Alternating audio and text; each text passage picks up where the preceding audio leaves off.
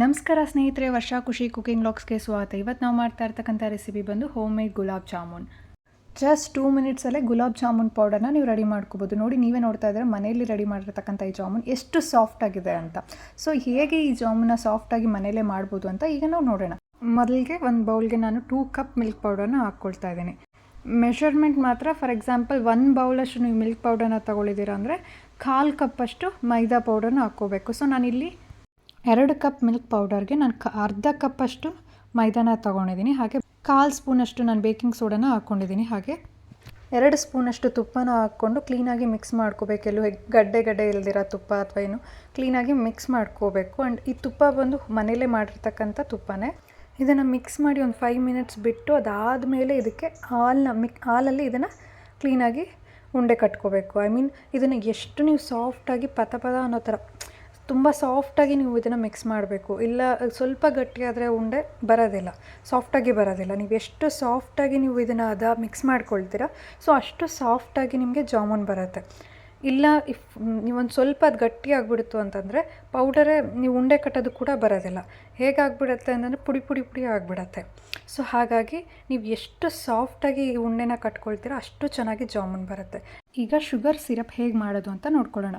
4 ಕಪ್ಪಷ್ಟು ವಾಟರ್ನ ತೊಗೊಳ್ತಾ ಇದ್ದೀನಿ. ಸೊ 4 ಕಪ್ ವಾಟರ್ಗೆ 2 ಕಪ್ಪು ಶುಗರ್ ಹಾಕ್ಕೋಬೇಕು.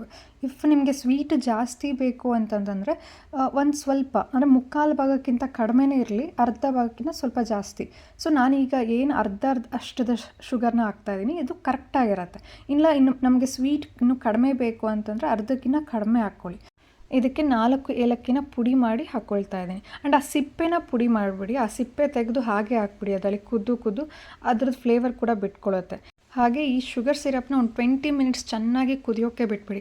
20 ಮಿನಿಟ್ಸ್ ಆದಮೇಲೆ ಅದರ ಘಮ ಬರ್ತಿರತ್ತೆ. ಇವಾಗ ಗೊತ್ತಾಗಿಲ್ಲ ಅಂದರೆ ಲೈಟಾಗಿ ತಿಕ್ಕಾಗುತ್ತೆ. ಈಗ ಜಾಮೂನ್ ಸಿರಪ್ ರೆಡಿಯಾಗಿರುತ್ತೆ. ಆ್ಯಂಡ್ ನಾವೀಗ ಜಾಮೂನ್ನ ಮಾಡ್ಕೊಳ್ಳೋಣ. ನೋಡಿ ಎಷ್ಟು ಸಾಫ್ಟಾಗಿ ಇದೆ ಜಾಮೂನ್ ಅಂತ. ಇಷ್ಟು ಸಾಫ್ಟಾಗಿ ಮಾಡಿಕೊಂಡ್ರೆ ಮಾತ್ರನೇ ಬರುತ್ತೆ, ಇಲ್ಲಾಂದರೆ ಅದು ಪೌಡರ್ ಆಗಿ ಎಲ್ಲ ಬಿಟ್ಬಿಡತ್ತೆ. ಈಗ ಜಾಮೂನ್ನ ಡೀಪ್ ಫ್ರೈ ಮಾಡ್ಕೊಳ್ಳೋದಕ್ಕೆ ನಾನು ಒಂದು ಬಾಣಲೆನ ಇಟ್ಕೊಳೋದ್ರೊಳಗೆ ಎಣ್ಣೆ ಹಾಕ್ಕೊಳ್ತಾ ಇದ್ದೀನಿ. ಎಣ್ಣೆ ಕಾಯೋದು ಗೊತ್ತಾಗೋದಕ್ಕೆ ನಾನು ಸಣ್ಣದು ಒಂದು ಉಂಡೆ ಮಾಡಿ ಬಿಟ್ಟಿದ್ದೆ. ಸೊ ಅದು ಯಾವಾಗ ಫ್ರೈ ಆಗೋಕ್ಕೆ ಶುರುವಾಯಿತು ಅದಾದಮೇಲೆ ಒಂದೊಂದು ಜಾಮೂನೇ ನಾನು ಬಿಡ್ತಾ ಇದ್ದೀನಿ. ಎಲ್ಲ ಜಾಮೂನ್ನ ಬಿಡೋವರೆಗೂ ವೆಯ್ಟ್ ಮಾಡಬಾರ್ದು ಮಿಕ್ಸ್ ಮಾಡೋದಕ್ಕೆ. ಸೊ ನಾವು ಒಂದು 5 ಜಾಮೂನ್ನ ಬಿಟ್ಟ ಮೇಲೆ ಮಿಕ್ಸ್ ಮಾಡ್ಕೊಳ್ತಾನೆ ಇರಬೇಕು. 5 ಜಾಮೂನ್ಗೆ ಒಂದೊಂದು ಸಲ ಮಿಕ್ಸ್ ಮಾಡ್ಕೊಂಡು ಹಾಗಾಗಿ ಬಿಡ್ತಾ ಇರಬೇಕು. ಇಲ್ಲ ಅಂತಂದರೆ ಕೆಳಗಡೆ ಏನಾಗುತ್ತೆ, ಬ್ಲ್ಯಾಕ್ ಆಗಿಬಿಡುತ್ತೆ, ಮೇಲೆಗಡೆ ವೈಟ್ ಆಗಿರುತ್ತೆ. ನಮಗೆ ನೋಡೋದಕ್ಕೆ ಅಷ್ಟು ಚೆನ್ನಾಗಿ ಕಾಣೋದಿಲ್ಲ. ಆಮೇಲೆ ಹಾಗೆ ನಾವು ಜಾಮೂನ್ನ ಡೀಪ್ ಫ್ರೈ ಮಾಡುವಾಗ ಲೋ ಫ್ಲೇಮಲ್ಲೇ ಇರಬೇಕು ಗ್ಯಾಸ್. ಇಲ್ಲ ಅಂತಂದರೆ ಹೊರಗಡೆ ಎಲ್ಲ ಬೆಂದ್ಬಿಡುತ್ತೆ, ಒಳಗಡೆ ಬೇಯಲ್ಲ.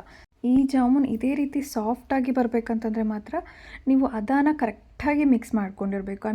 ಸಾಫ್ಟಾಗಿ, ತುಂಬ ಸಾಫ್ಟಾಗಿ ಮಿಕ್ಸ್ ಮಾಡ್ಕೊಂಡಿರ್ಬೇಕು. ಅದನ್ನು ನೀವು ಸ್ವಲ್ಪ ಗಟ್ಟಿಯಾಗಿ ಮಾಡಿಕೊಂಡ್ರೂ ಬರೋದಿಲ್ಲ, ವೇಸ್ಟ್ ಅಂತಲೇ ಹೇಳ್ತೀನಿ. ನೋಡಿ, ಜಾಮೂನ್ ಬ್ರೌನ್ ಕಲರ್ ಆಗಿದೆ. ಸೊ ಈಗ ಕರೆಕ್ಟಾಗಿದೆ. ನಿಮ್ಗೆ ಕೆಲವ್ರಿಗೆ ಇನ್ನೂ ಬ್ರೌನ್ ಬೇಕಂತ ಅನಿಸುತ್ತೆ. ಸೊ ಇನ್ನು ಸ್ವಲ್ಪ ಹೊತ್ತು ಡೀಪ್ ಫ್ರೈ ಮಾಡಿ ತೊಗೊಳ್ಳಿ. ನೋಡಿ, ನಾನೀಗ ಇದನ್ನು ಶುಗರ್ ಸಿರಪ್ಗೆ ಆ್ಯಡ್ ಮಾಡ್ತಾಯಿದ್ದೀನಿ. ಸೊ ಶುಗರ್ ಸಿರಪ್ಪು ಬಿಸಿ ಇರಲಿ. ಆ್ಯಂಡ್ ಜಾಮೂನು ಮಾಡಿದ ತಕ್ಷಣ ಬಿಸಿನೇ ಅದರೊಳಗೆ ಹಾಕಿ ಬೇಗ ನೆನೆಯುತ್ತೆ ಆಗ. ಸೊ ನೀವೇ ನೋಡ್ಬೋದು ಎಷ್ಟು ಸಾಫ್ಟಾಗಿ ಗುಲಾಬ್ ಜಾಮೂನ್ ಬಂದಿದೆ ಅಂತ. ಹಾಗೆ ನೀವು ಟ್ರೈ ಮಾಡಿ ಆ್ಯಂಡ್ ಕಮೆಂಟ್ ಮಾಡಿ ತಿಳಿಸಿ ಟೇಸ್ಟ್ ಹೇಗಿತ್ತು ಅಂತ.